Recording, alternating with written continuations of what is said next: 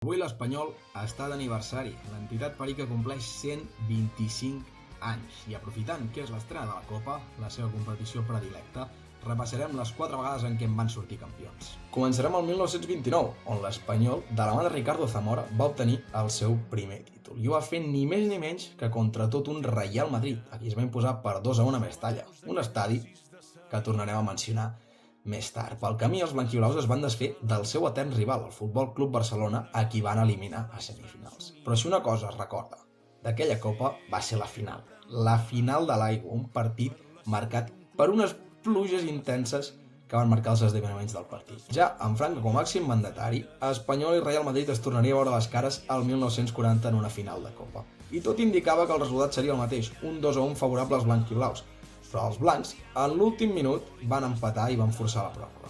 Francisco Mas va ser qui va posar el 3-2 definitiu al marcador. 30 anys van passar perquè l'Espanyol tornés a celebrar un títol, i ho van fer l'any 2000, l'any del centenari del club. Davant d'ells l'Atlètic de Madrid, un equip plegat d'estrelles, que era molt superior a priori. Però Raúl Tamudo tenia una altra idea en ment, i és que el davanter al minut 2 va tirar de pilleria per avançar els seus. Un gol que va agafar completament desprevingut a tothom, fins i tot l'entrenador, Paco Flores, que estava d'esquenes encenent-se un cigarro.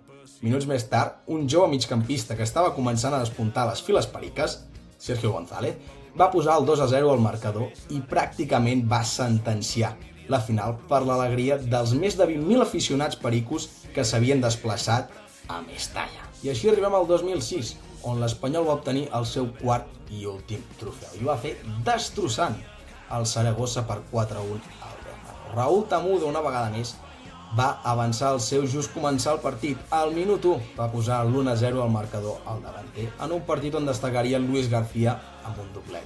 I és que aquell equip estava destinat a coses grans, comptant amb llegendes com Carlos Camén, Iván de la Peña o Dani Jarque.